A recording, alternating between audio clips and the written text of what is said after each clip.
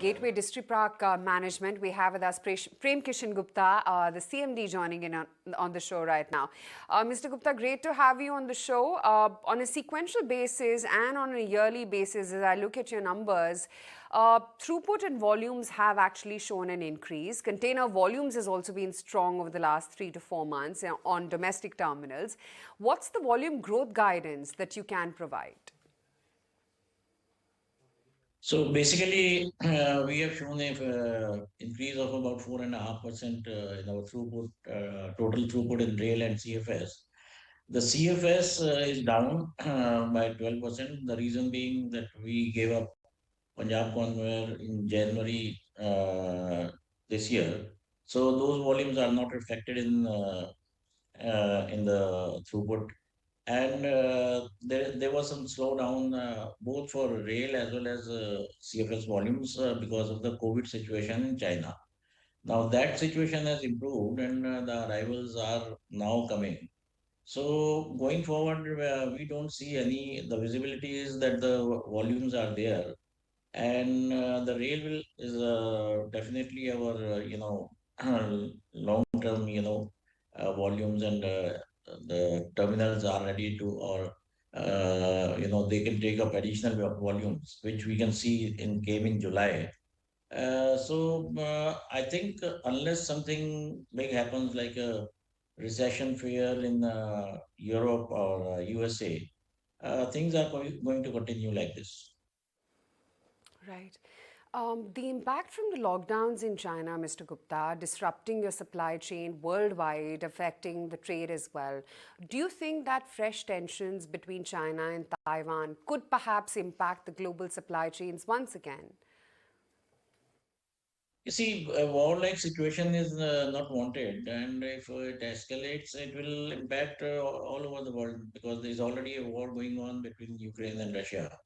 That did not disrupt the container business to that extent because most of the import and export from Russia are in bulk, and those bulk vessels are still plying through various routes. But a situation in Taiwan and China can have an impact on the business all over the world, and let's hope that it does not escalate, from this level. Right now, given that the company has guided to improve operational efficiencies, can we see your margins improve from here on? And what can we expect in terms of the range, 28 to 30%? Well, the margins will improve and significantly. I cannot put a percentage to it, but they will definitely be in two digits. So we are equipped, with these with the capacity. So I mean, if the volumes keep on coming like this, we will certainly do much better because our margins also improve with the volumes.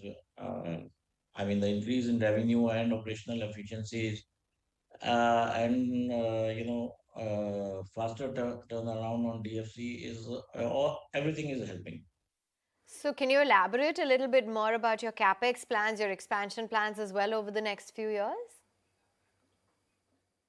We are going to have two new terminals soon. For one, I mean, we have started acquiring land, and the other one is under discussion, for acquisition. So the capex required for these two terminals will be roughly about over 200 crores. And then further development, so this capex could come in the next 12 months.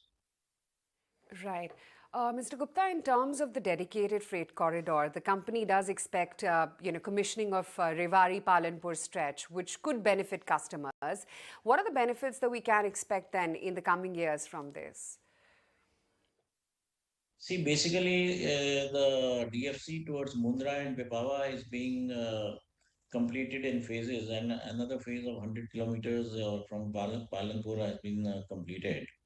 So when the DFC is fully operational, the turnaround time will be quite good, which presently is about 30 hours. It will come down to say 22 or even less than 22 hours. So one is that.